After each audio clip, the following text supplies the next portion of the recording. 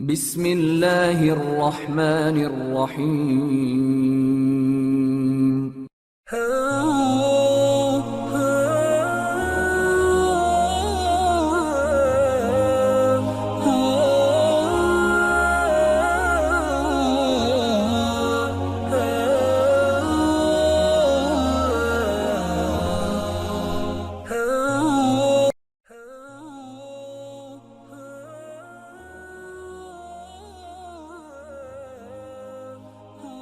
نبی کریم علیہ الصلوۃ والسلام کی ذات اقدس کے حوالے سے سلسلہ پنجتنی نے نوجوان نسل کی بہتر رہنمائی اور آگاہی کے لیے ایک سلسلہ وار پروگرام فوق البشر کی عنوان سے ترتیب دیا ہے۔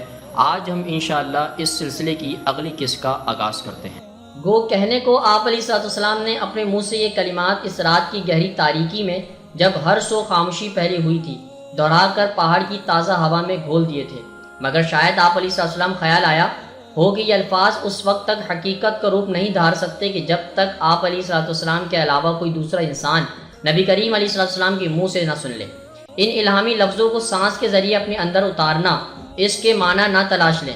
اس وقت اگر پوری دنیا میں آپ علیہ الصلوۃ والسلام کے لیے دہشت کی کیفیت سے چھٹکارے کی جا، ایک ایسا انسان جو جنوں کے خوف اور مقدس خدا کی ہیبت سے آپ علیہ الصلوۃ والسلام کو امن بخش سکتا تھا، ان الہامی الفاظ کو سہ سکتا تھا، اپنے اندر جذب کر سکتا تھا، تو وہ صرف اور صرف اللہ کے نبی علیہ السلام کی زوجہ حضرت خدیجہ رضی اللہ تعالی عنہ تھی۔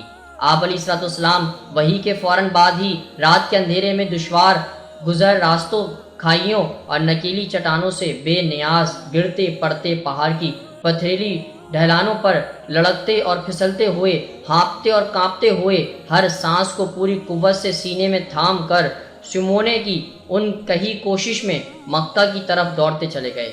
آپ علیہ الصلوۃ والسلام کے کپڑے پھٹ چکے تھے، جبکہ جسم مبارک پر جا بجا باہوں اور ٹانگوں پر خوف کے مارے دوڑنے راستے کی پتھریلی چٹانوں اور کانٹے لگنے کے باعث خراشیاں اور چوٹیں آ گئی تھیں۔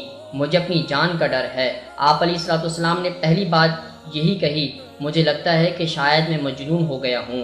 آپ علیہ الصلوۃ والسلام خوف سے لرزتے اور کانپتے ہوئے حضرت اماں خدیجہ الکبریٰ رضی اللہ تعالی عنہا سے ان کو تھامنے اور چادر تلے چھپانے کی التجا کر رہے تھے۔ مجھے ڈھک دو، مجھے کچھ اوڑا دو۔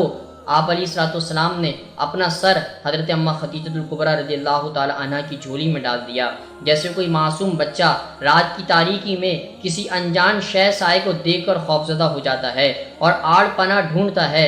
حضرت اماں خدیجہ الکبریٰ رضی اللہ تعالی عنہا نے جب آپ علیہ الصلوۃ والسلام کو اس خوف اور ہیبت کی حالت میں دیکھا تو اللہ کے نبی علیہ السلام پر طاری اس قدر لرزے اور کپکپاہٹ کو دیکھ کر ہی قائل ہو گئی کہ آپ علیہ الصلوۃ والسلام کے ساتھ جو واقعہ پیش آیا تھا وہ حقیقت ہے۔ معزز دوستو، آج کی گفتگو کا اختتام ہوا۔ انشاءاللہ کل آپ سے پھر ملاقات کریں گے ایک نئے ذکر اور فکر کے ساتھ۔ اپنا بہت سارا خیال رکھیے گا۔ اللہ حافظ۔